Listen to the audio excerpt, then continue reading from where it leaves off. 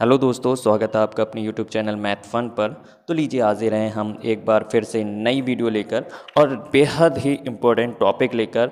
और अगर आप मेरे चैनल पर नए हैं और आपको वीडियो समझ में आती हो, अच्छी लगती हो, तो प्लीज़ लाइक करिएगा, मेरा हौसला बढ़ाइएगा। तो मैं ज़्यादा टाइम ना लेकर शुरू करता हूँ अपनी बात पर। मैंने यहाँ पे लिख रखा है कूलाम के नियम का सदिश रूप। एग्ज़ाम के लिए बेहद इंपॉर्टेंट रहता है और बेहद ही प्यारा है और आसान है, सरल लैंग्वेज में। चलिए आइए जानते हैं कूलाम के नियम का सदिश रूप क्या होता है।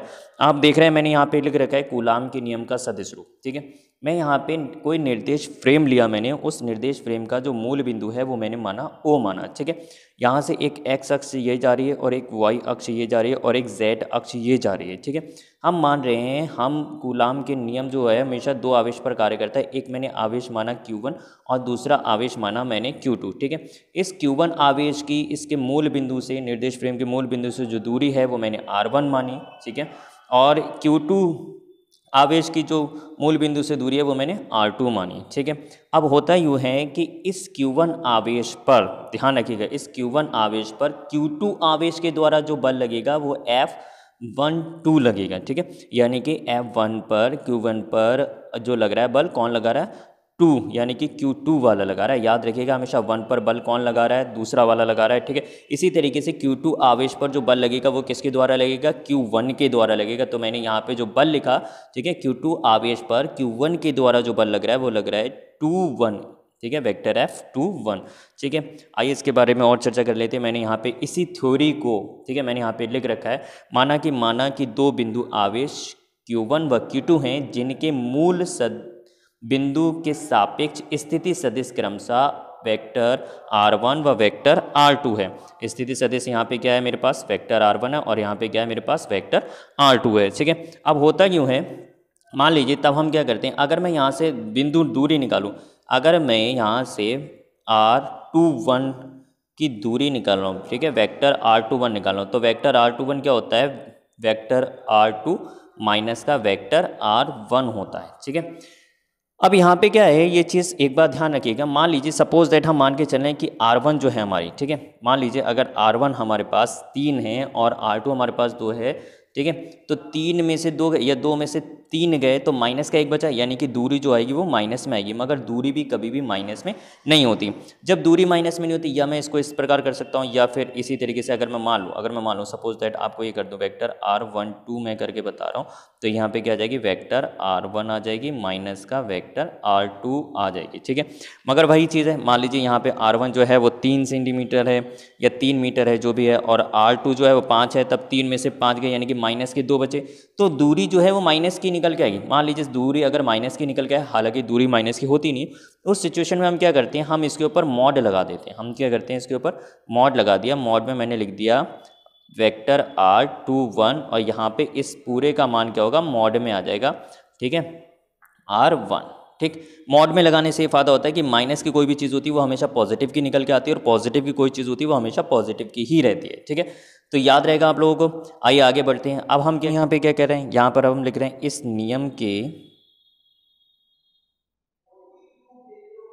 नियम के द्वारा आवेश Q1 पर आवेश Q2 के द्वारा लगने वाला वैद्युत बल निकाल ले रहे हैं। ठीक है, वैद्युत बल हमने क्या करा, इस नियम के द्वारा आवेश Q1 पर Q2 के द्वारा लगने वाला वैद्युत बल क्या है? वेक्टर F12 है। इसको हम आगे देखते हैं। आगे हमें निकालना है कि इस नियम के द्वारा आवेश Q1 पर आवेश Q2 के द्वारा लगने वाला वैद्युत बल, यानी कि ये जो हमें आवेश दे रखा है, इस आवेश Q1 पर इस आवेश Q2 के द्वारा जो लगने वाला बल है वो हमारे पास है वेक्टर F12। इसी का मान हमें निकालना है। तो अब हम यहाँ पे निकाल ले रहे हैं vector F12 is equal to, Coulomb का नियम होता है कि Q1 Q2 upon R square. R क्या लगेगा? R लगेगा इनके बीच की दूरी। तो इनके बीच की दूरी, बल कहाँ लग रहा है? बल लग रहा है हमारे पास वेक्टर R ठीक है, 1 2 आर स्क्वायर होता है तो इसका क्या हो जाएगा होल स्क्वायर इंटू, यहाँ पर इंटू एक एकांक सदिश लगेगा, एकांक सदिश जो सदिश कार्य करेगा और उस एकांक सदिश का मान होगा, ठीक है, R12 कैप। सही है, ये एकांक सदिश होता क्या है इसके बारे में आइए जान लेते हैं। मैं आपको बता दे रहा हूँ, जहाँ R12 कैप आवेश Q2 से Q1 की ओर इंगित एकांक सदिश है, एकांक सदिश है जिसका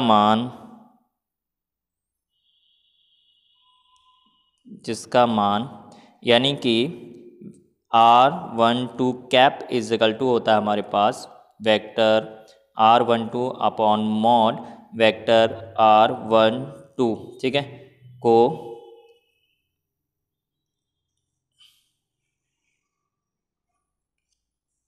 जिसका मान R12 mod is equal to vector R12 upon vector R12 mod को रखने पर, इसको हम रख देंगे। ठीक है, आप लोगों ने फर्स्ट ईयर में पढ़ा भी होगा कि एकांक सदिश वेक्टर क्या होता है। तो एकांक सदिश जो होता है वो हमारे पास ये होता है, ठीक है, R cap is equal to vector R upon mod vector R. ठीक है, इसके मान को यहाँ पे जो दे रखा है R12 कैप, ठीक है, यहाँ पर उपरोक्त में जो हमने निकाला है, हमने आवेश, जो हमने यहाँ पे आवेश निकाल रखा है कि आवेश Q1 पर आवेश Q2 के द्वारा जो बल लग रहा है वो वेक्टर F12 लग रहा है। ठीक है, इस वेक्टर F12 पर ही मैं मान पुट कर दूंगा यहाँ पे। ठीक है, तब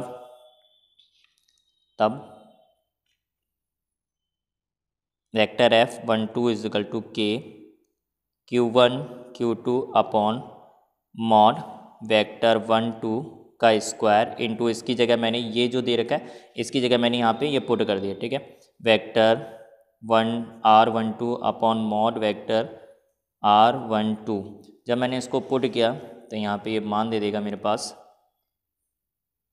vector F12 is equal to k Q1 Q2 upon mod vector R12 का क्या हो जाएगा होल क्यूब, स्क्वायर ये और एक ये क्या हो गया पूरा होल क्यूब इंटू मेरे पास क्या बचा वेक्टर R12 बचा। ठीक है, अब उपरोक्त में देख ले रहे हैं, उपरोक्त में हम पहले इसका मान निकाल चुके हैं, उपरोक्त में हम इसका मान निकाल चुके हैं वेक्टर R12, और वेक्टर R12 का मान हमने यहाँ पे निकाला है, वेक्टर R12 की जगह हम रख देंगे वेक्टर R1 माइनस का वेक्टर R2, वो मान मैं यहाँ पे पुट कर दे रहा हूँ। ठीक है, यहाँ पर मैंने पुट किया vector F12 is equal to k Q1 Q2 upon vector R12 का क्यूब इंटू यहाँ पे मैंने पुट कर दिया वेक्टर R1 माइनस का वेक्टर R2, जिसको मैंने मान लिया समीकरण 1। ठीक है, अब इसी प्रकार से हम देखते हैं, कि आवेश Q2 पर आवेश Q1 के द्वारा जो लगने वाला बल है वो हमारे पास क्या है वेक्टर F21, ये कितना होता है। ठीक है, तो चलिए आइए इसको जानने की कोशिश करते हैं। कह रहा है इसी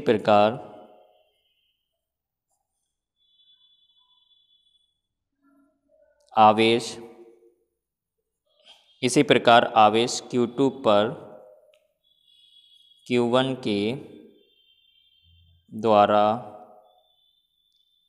लगने वाला वैद्युत बल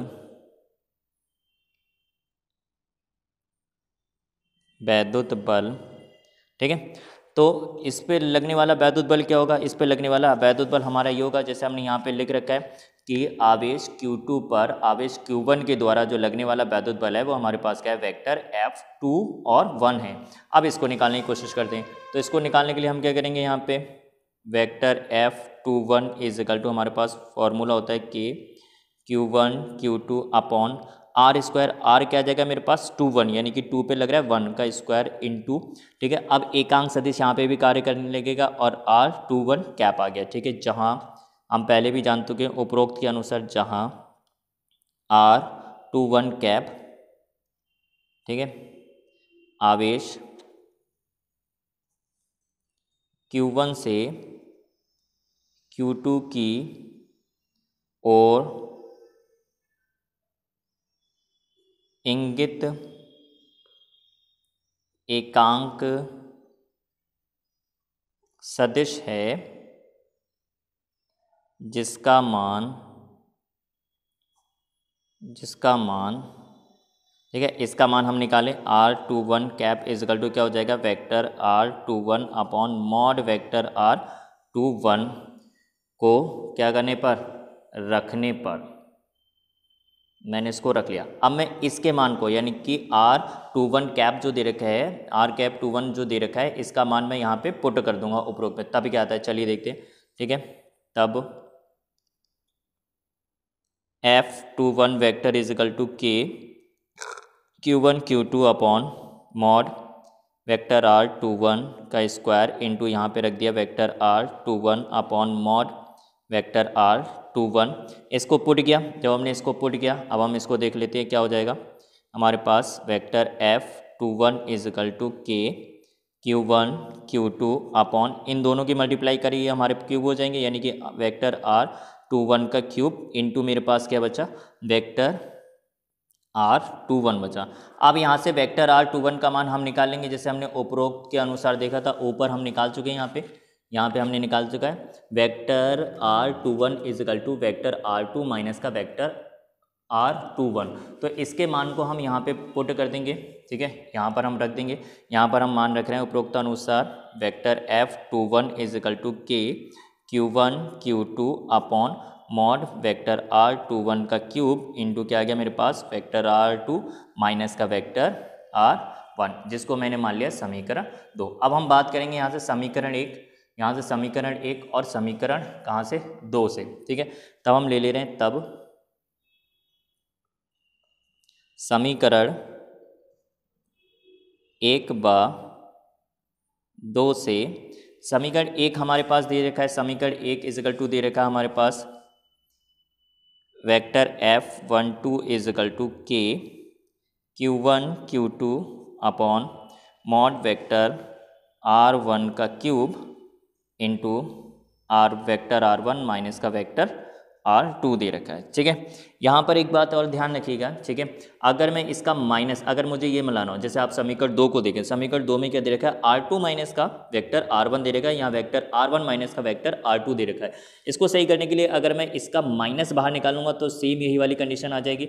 मैं इसको और थोड़ा सही कर ले रहा हूँ, मेरे पास दे रखा है vector F12 is equal to K Q1 Q2 upon mod vector R12 का क्यूब, यहाँ से मैंने माइनस बाहर निकाला है तो कितना आ जाएगा, वेक्टर R2 माइनस का वेक्टर R1। इसको और थोड़ा सही लिख ले रहे हैं, यानी कि vector F12 is equal to K, minus में पहले ले आया माइनस का K Q1 Q2 upon mod vector R12 का क्यूब इंटू कितना आ गया, R2 माइनस का R1। ठीक है, अब यहाँ पे एक बात और समझ लीजिए, यहाँ पर क्या कह रहा है, दोनों के बीच की दूरियाँ, जैसे अगर मैं बात करूँ यहाँ पे आप लोगों को समझाने के लिए, यहाँ पर कह रहा है अगर मैं यहाँ पे बात करूँ आपको दिखता होगा। ठीक है, मॉड वेक्टर R12 ठीक है इजिकल टू बराबर होता है ये किसके, मॉड वेक्टर R21 के बराबर होता है। ठीक है, तो यहाँ पे अगर दोनों को बराबर कर दूँ तब भी मेरे पास ये निकल के आ जाएगा, vector R2 equal to minus का K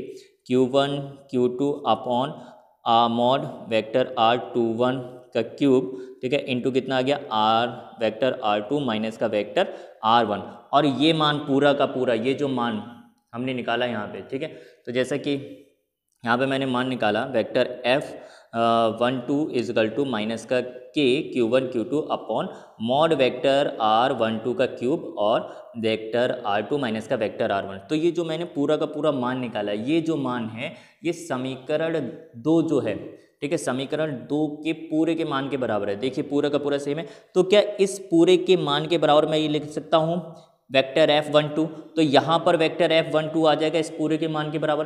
तो मैं इसको इस तरीके से लिख सकता हूँ, vector F12 is equal to minus तो ऐसे ही रहेगा, मगर ये पूरा मान जो है वो पूरा मान किसके बराबर है, ये आपको दिखता होगा, ये पूरा मान किसके बराबर है, वेक्टर F21 के। तो मेरे पास क्या आ जाएगा, वेक्टर F21। ठीक है, यही कूलाम के नियम का सदिश रूप है, याद रखिएगा हमेशा, ये क्या है, यही कूलाम के नियम का सदिश रूप है, यानी कि vector F12 is equal to minus का वेक्टर 2 1, ठीक है। कूलाम का नियम क्या कहता है? कूलाम के नियम का सदिश रूप ये कहता है कि किसी वस्तु पर, जैसे मैंने यहाँ पे डायग्राम बना रखा है, यहाँ पर आपको दिखता होगा, ठीक है। किसी आवेश पर, ठीक है, आवेश Q1 पर आवेश Q2 के द्वारा जो लगाया गया बल जो है, ठीक है, वेक्टर F12 है, और आवेश Q2 पर आवेश Q1 के द्वारा जो लगाया गया बल है वो वेक्टर F21 है, ठीक है। तो और हमने क्या निकाला? हमने यहाँ पे निकाला कि क्या निकाला कि vector F12 equal to minus का वेक्टर F21, ठीक है।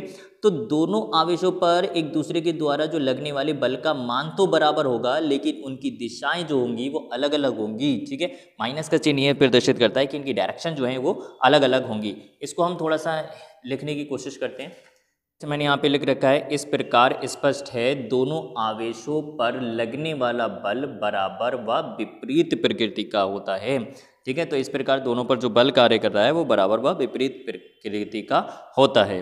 तो दोस्तों आशा कर रहा हूँ कि आप लोगों को बहुत अच्छी तरीके से कूलाम के नियम का सदिश रूप समझ में आया होगा। ये पेपरों के लिए बेहद इंपॉर्टेंट रहता है, ठीक है। अगर आप लोगों को कूलाम के नियम का सदिश रूप समझ में आया हो तो प्लीज़ मेरे चैनल को लाइक करें, शेयर करें, सब्सक्राइब करें, और चलिए मिलते हैं अपनी नेक्स्ट वीडियो में इसी के साथ। धन्यवाद।